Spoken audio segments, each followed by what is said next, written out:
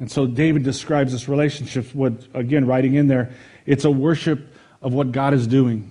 That David acknowledges in this, he sees God at work and he in this relationship. And so not only is there the worship about anticipating what God will do, but there's also this worship about what God is doing, and David sees it.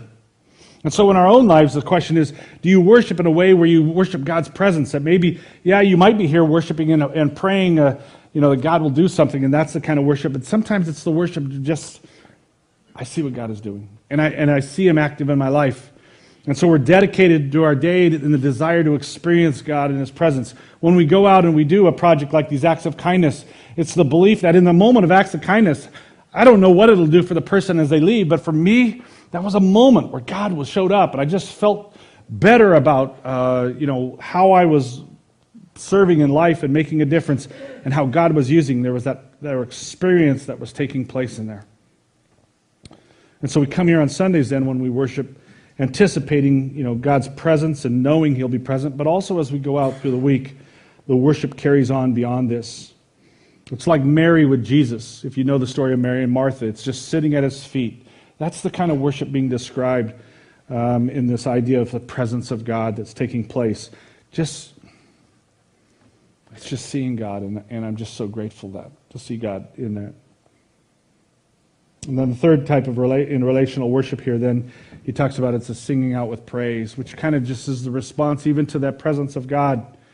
Even in this passage, David describes a praise that comes from God. It's not like he came up with his own song.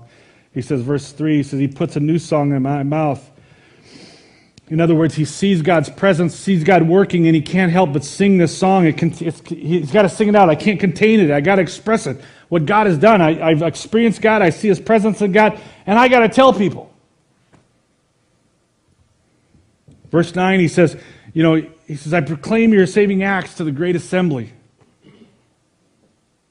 Verse 10, he says, I speak of your faithfulness. I don't conceal your love. David's describing his life as an open book. And if you know the life of David, and you've seen him in other cases, it is. It's an open book. He says, this is who I am. When whether he's dancing with in his underwear in the streets or whatever he's doing, David says, this is who I am. And I'm praising God, and he lives his faith on his sleeve. And when he does that, others see it. And so we see a worship here then of praise that really, it responds with a testimony and a transparency. When I was an administrator at Heritage Place, there was a resident there that was very mean. She was mean to the staff. She was mean to the residents. She was just mean, and it wasn't your mother. Just saying. So I would have called you if it was her, to just give you a heads up. But no, so and it came to a point where I was the administrator. So the supervisor of the assisted care came to me and said, "You got to deal with this person because she's just being very, very mean and abusive to the staff." And I, like I said, I already knew about the other residents. So I finally decided, okay, I'll meet with her in her apartment. They had individual apartments. So I'm sitting down there thinking, okay, how do I approach this? And on her coffee table was a Bible. I thought, oh, perfect. So I said, oh, you got a Bible there, I see. Yeah, and it was like, she just was, mean to the core in her face. And so I said, are you a Christian? Yeah, I'm a Christian. And I says, well, here's the thing. The Bible talks about having joy in your life, and I'm just trying to figure out how we can really have you show more joy. Her response was, joy's something on the inside. I said, okay, we're not going to go anywhere. What she was really kind of saying is that, how I behave or my relationship with God is something internal, it's something personal and inside. It's not anything that has nothing to do with how I live and how I act inside. That's not true. Our relationship with Christ has everything to do how we live. That you cannot, if you truly have a relationship with God and you see Him at work in your life and His presence in your life, that it's impossible to contain that. If you see the transformation that's taking place in your life, you cannot contain that. And anytime we think that we can be a Christian and live our own life and do our own thing and how it's no business with anybody else, it's simply not true. We are to live our life transparently. That doesn't mean I have to dump every problem of God in your lap. But certainly, I need to be able to feel free to express, this is the struggles I have, this is what God's doing, please pray for me, to be able to find the people around me. I can be transparent so that people can look and see what God does through my life as well, and we can all celebrate and praise God for the things that He's doing. And when we are that way, it gives us that kind of song that we can express to people and say, let me tell you what God has done for me in this struggle. And as David said, and when that happens, people see and put their trust in the Lord. You don't need a fancy evangelistic program to be able to tell people about Jesus. You just need to be transparent. And you just need to be honest about what God is doing, and you need to celebrate when you see God at work in here. And so the one in here, the worship that really David's talking about is the worship of what God has done. That's what you're worshiping. So you come here today, and for some of you it's here today saying, I'm worshiping God today about what He will do. You don't feel it right now, you're crying out to God, but you're believing that's what I'm worshiping for. Others of you, I'm here, I'm worshiping what God is doing. I don't have all the solutions, I haven't seen the end of the road, but I see His presence, I feel His presence, He's here, and God, I praise You for that. And then still there's others of you who are here worshiping because you're simply saying, man, God has done some great things. And I'm celebrating, I'm praising God for what He has. All three of those areas are worshiping God. And so the question then is, which one are you? If you want to be a true God-centered worshiper, how are you worshiping God in a way that David describes?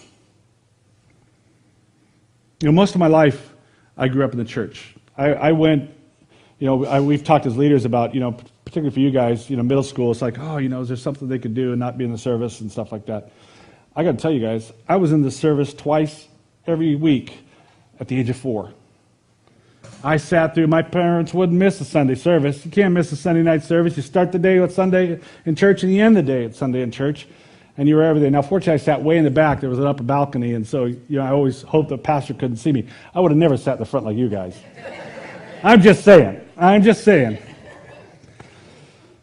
But I was in that, and all through up probably the age of 30, if I was to label it, there were moments, but all in all, it felt boring. I would sit there with a bulletin. We don't have the good bulletins, but I would go through and circle the A's and the thes and see which one was more of that day. I always loved the pink peppermints that came out just before the sermon. So I had a good pink peppermint, and if I could really convince Mom, she'd give me 2, but normally it was just 1. But that was still good. The pastor always had a catchphrase. I can't remember what it was, but I knew when that phrase came, 10 more minutes and we're done. I could start folding things up. It was a system, and so it was a checking off along the way, and we're done. And when he went long, like sometimes I do, it just threw that all off. It just made it miserable, That was my life, and at 30 as an adult, I could handle a little better, because I could think, we didn't have phones to do stuff secretly, so, I had to just think of stuff, but it was just boring. And I'm sure, and sometimes it was the pastor's fault, maybe a lot of times. But the reality is, no, it wasn't that, because what really was happening was it was my relationship. Somewhere along the way, when I hit it around the 30 mark or so, finally stuck. Whether it was the stuff I heard, whether it was the problems in my own life, whatever it was, I was struck by the grace of God. And God finally got a hold of me, and I realized He wanted a relationship. It wasn't about me sitting through Sundays twice on Sunday, that's scoring me points. It was about this relationship that God had. And to my day with my kids too, it can start with you in school. You can sit there and be worshiping God for what He's anticipating when you sit there in a situation with a struggle with kids at school. That's your mud and your mire in your life. And you can be with God in that and praying, crying out to God to help you in that situation. And then go to school in anticipation of what God will do. And that's worship. Seeing what He's doing, it can happen today. But all of it was about an experience and realizing it's a relationship. And that was the piece that was missing for me. And when the relationship comes alive and you begin to see the love and grace of God, then the response is love. It changes everything. Now, I don't know what it's like at home with you guys. Whether sitting with your spouse is really like where's the bulletin? I want to circle the A's and the thes. until I can go to bed. I mean, maybe sometimes it's like that. Well, then it's the problem is probably the relationship, you know.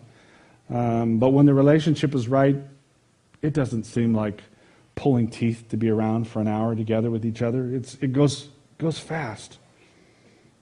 And David's experience is a reminder that for us that it's true today. What David had then is true for us. The one thing I didn't say earlier, but about David, if you go and read the rest of it, the mud and the mire in David's life, because that's what we all have. We all have mud and mire in our life, you know. But for David, if you read on, it was about he had sins in his life that were struggles that he faced. He had people chasing him, trying to kill him that were struggles that he faced. The enemies, there were all kinds of stuff. There was troubles that were facing him. All kinds of stuff were coming at him that caused him to have this feeling of just being in a pit. And I would say that every one of us at some point in our life, if not now, we've had those moments. Maybe it's fear. Maybe it's regret. Maybe it's betrayal or insecurities you have in your life. Maybe it's doubt of the choices that you made or anxiety about an unknown future. Whatever it is, all those things kind of we can feel stuck in the mud and in despair.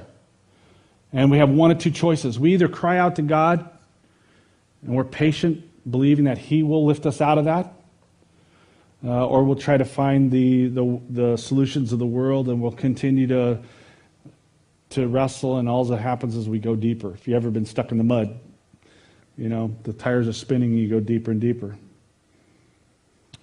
But also the beauty of this message is that God is at work. He hears your cry. He offers a firm place to stand, and that's in Jesus. Psalm 62, 1-2 says, "My soul finds rest in God alone. My salvation comes from Him. He alone is my rock and my salvation. He is my fortress, and I will never be shaken."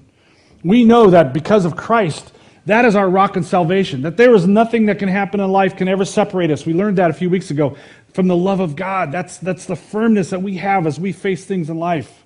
And God gives us that firm place to stand. But it starts with the relationship with Christ.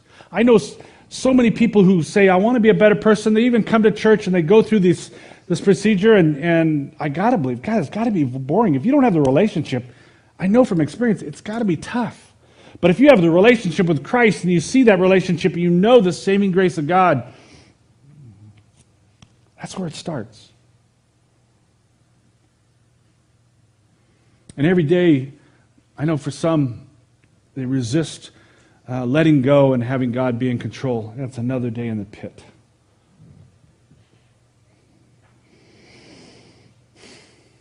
We are reminded that we wait because we can't do anything without Jesus. David waited because he knew that I cannot get out of this without God. And the same is true for us. The very first cry we should all have is, Jesus, save me. That's the very first cry. And when we have that relationship with Him, then all of it changes.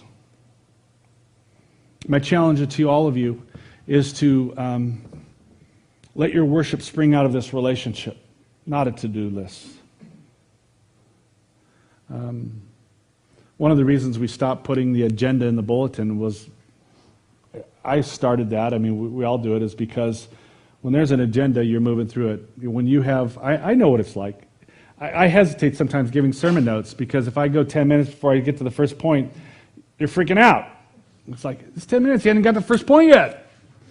You know, it's because we have a tendency to kind of do that way, and I would encourage you to just drop all that and just say, you come here on a Sunday or you live out during the week. It's not just a Sunday. Worship is all the time about pursuing this relationship.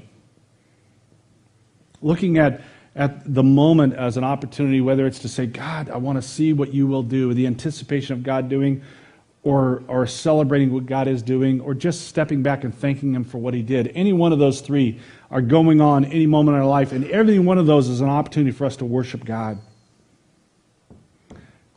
And so I would say to you, stop checking out the elements of the service and start checking out God. Start seeking Him.